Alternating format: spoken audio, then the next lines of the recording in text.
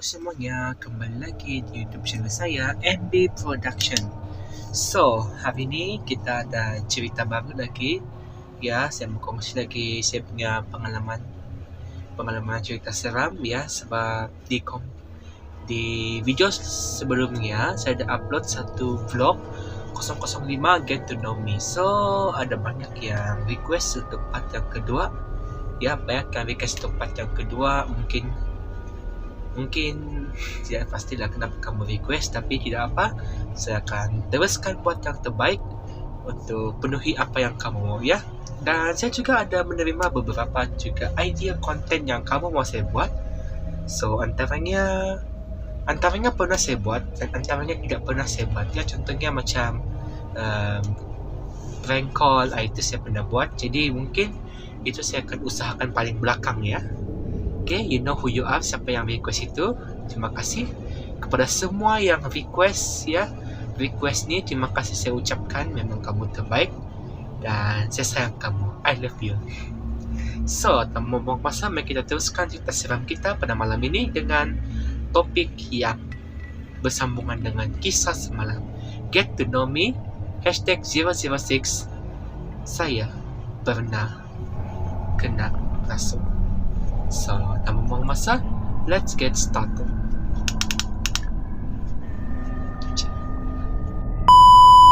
Okay guys, so kita sambung balik kita punya cerita.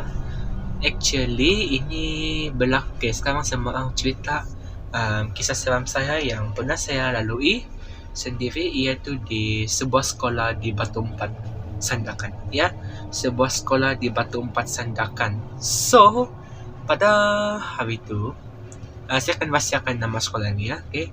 Mungkin yang tahu, mungkin kamu boleh diam-diam sajalah ya. Mungkin ada yang tahu ni cerita.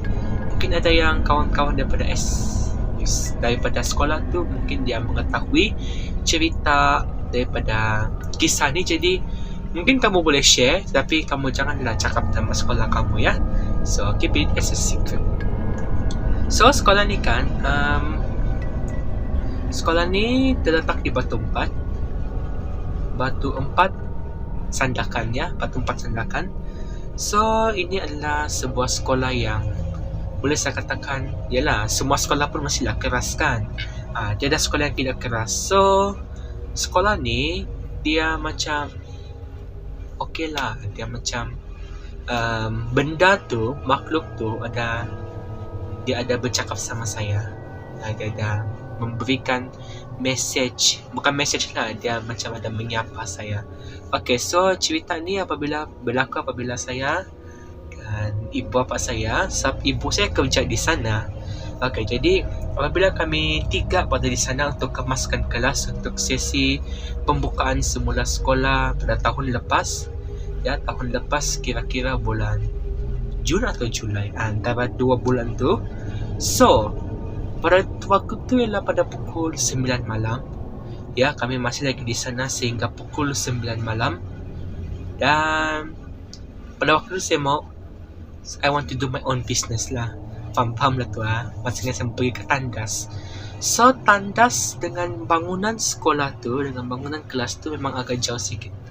Okay, tandas dengan bangunan sekolah tu memang ada dia punya kejauhan sikit, dan memang jauh daripada kedudukan kelas. So untuk itu saya terpaksa jalan jauh lah. Setelah jalan jauh tu, waktu tu security masih bercuti dan memang tidak siapa berada di bangunan itu, di blok itu. Okay, kedua-dua bapa saya berada di blok pendidikan lain, manakala saya pula terpaksa pergi ke tandas di bahagian blok yang jauh daripada blok itu. Okay, so ceritanya berlaku apabila saya masuk ke dalam satu kubikel tandas. Yalah, saya buang air kecil kan, dan dalam tandas tu pula saya boleh kedengaran yang tiba-tiba ada orang yang memanggil saya. Bukan panggil saya, dia bilang hello. Suara begitulah, dia macam suara yang lembut, tapi dia berkata hello ya, hello. Dia macam menyapa saya. Pada waktu tu saya sangat seram sejuk, tapi saya tidak ada guts untuk bercakap lagi, sebab satu orang saja di situ, lepas tu gelap lagi, lampu pun satu mentol saja, jadi memang saya tidak guts. Jadi pada waktu itu apa yang saya buat, saya serahkan semuanya pada Tuhan lah. Saya serahkan semuanya pada Tuhan. Apa-apa yang berlaku, saya serahkan sama dia. So, dalam hati pun memang tidak berhentilah untuk umat kami baca doa Bapa kami yang ada di syurga, salamaya penuh rahmat. Begitu. Jadi, dia satu kali dia cakap begitu ya. Ya, di satu kali saya cakap begitu. Lepasnya kita lagi kacau. So, saya keluar daripada tu cubicle. Saya jalan pergi blok sebelah untuk balik kepada kelas yang tadi itu. Lepas tu di situ tidak lagi orang kacau saya. Pada waktu itu saya mau balik sudah lah. Saya minta diri untuk balik lah, sebab rumah saya pun berdekatan juga di sana. Jadi saya minta diri untuk balik awal lah, sebab saya masih lagi terkejut dengan perkara yang berlaku tu. Yalah, still terkejut bahkan, sebab yalah perkara tu sudah tiba-tiba. Lepas tu melibatkan lagi benda tu. Jadi oleh sebab itu mungkin saya rasa terkejut lah. So saya tidak mau lagi berada di tempat itu pada masa itu, sebab saya terkejut. Okay, so lepas itu saya pun balik ke rumah. Dan saya ceritakan sama saya punya auntie, saya punya makcik di rumah.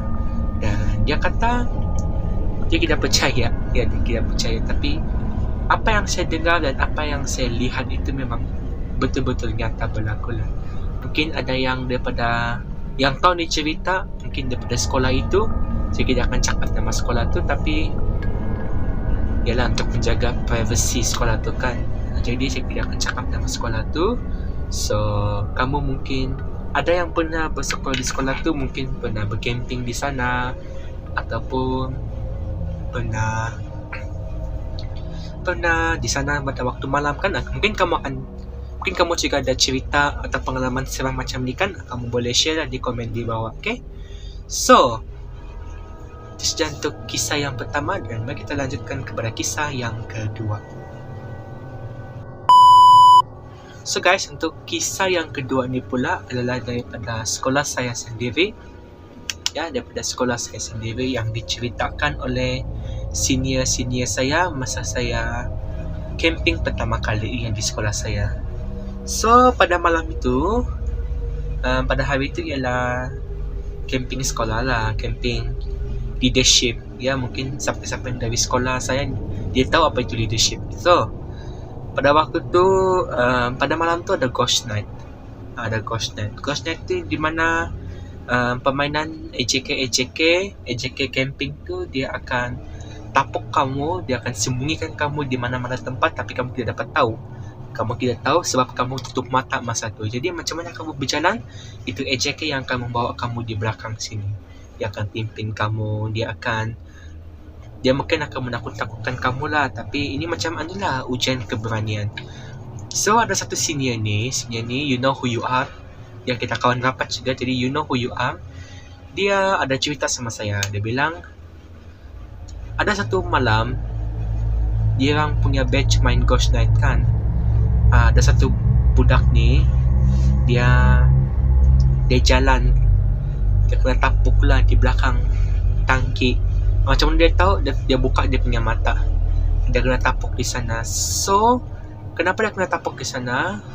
Kenapa dia buka matanya? Sebab itu dengar seseorang untuk dia bercakap, dia macam menangis begitu, weeping. So dia mendengar budak tu weeping, dan lepas tu dia pergi cek lah di tangki air tu, siapa weeping kan. Mestilah orang lain pun mau tahu siapa yang sedang menangis malam-malam tengah malam buta begini. Sekali dia pergi cek itu budak ataupun benda tu tiada kepala. Ya, tiada kepala. So dia terkejut sambil dia berteriak. And then pada besok malamnya dia balik pergi rumah, dia demam keteguran 3 hari. Ya, ini senior saya yang ceritakan pada pengalaman dirang masa dirang ikut ghost night. Ya, sebab sebenarnya kalau kamu mau tahu, saya tidak akan cakap juga nama sekolah saya ini. Sekolah saya itu sebenarnya kedudukannya memang panas lah, agak panas. Ya, kenapa agak panas? Sebab ada 2 tapak perkuburan di sana, di jalan sana. Satu tapak perkuburan Kristian dan satu lagi tapak perkuburan Islam. Ya, jadi memang ada mungkin saya percaya juga dengan cerita sebab yalah dua-dua aku berankan di sana. Jadi kuburan ni biasanya kita pun dengar dengan tentang benda-benda mistik ni kan. So ada kadangnya saya percaya dengan cerita jiran tu, dan ada kadangnya saya tidak percaya sebab yalah sebab mungkin jiran buat takut-takutkan kita sejak kan. Tapi syukur saya tidak pernah lagi jumpa apa-apa benda tu di sekolah. Saya tidak pernah lagi dengar apa-apa benda tu di sekolah pada waktu saya camping. So yalah, mungkin semakin lama semakin saya hilangkan kepercayaan saya kepada tu cerita lah. Dan memang betul lah, mungkin betul mungkin tidak, mungkin untuk apa takut-takutkan kita kan. Sebab kan Ghostnet game ni kan dia macam game yang game menakutkan hantu. Ingat lagi jam 2 pagi kami bangun tu, kami pergi main tu jam 12.30 malam lagi tu ya, 12.30 malam dengan suara Annabelle. Memang dia punya goosebump memang yang wow. Apalagi kalau yang punya pengerusi camp hari tu dia pergi kasih buka tu piano Annabelle. Jadi kami punya pun macam lain begia. Macam yang ketakutan punya orang kan ya, sampai dia takutkan. Okay, so itu saja cerita yang boleh saya sampaikan pada hari ini. So ini adalah kita punya part yang kedua lah. Kita punya part yang kedua, sambungan daripada vlog 005, Get to Know Me Better. So apa lagi konten yang kamu mau, kamu boleh tinggalkan di komen di bawah ni. Kamu boleh tinggalkan apa saja komen yang kamu mau saya sampaikan. Mungkin kalau kamu request part 3 boleh juga, tapi saya sarankan janganlah. Kenapa jangan? So, mungkin dah setengah pihak yang bosan kan mendengar cerita saya ni. Jadi akan ada konten lain lagi lah seterusnya. So mungkin kamu mau turunkan cadangan kamu untuk konten selanjutnya, kamu boleh DM di sini IG saya, ataupun kamu boleh komen di sini, komen di YouTube ini, komen di bawah apa lagi konten-konten yang kamu mau. Ataupun kalau kamu mau request prank call kepada siapa-siapa kawan kamu, boleh juga kamu DM sini IG ni, dan kamu boleh juga lah request apa-apa yang kamu mau. Tapi itu asalkan is possible to do lah. Kalau tidak possible, saya minta maaf duluan. Okay, so itu saja daripada saya pada hari ini.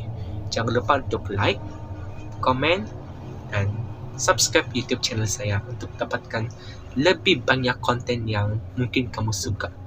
So that's all for me. Bye bye.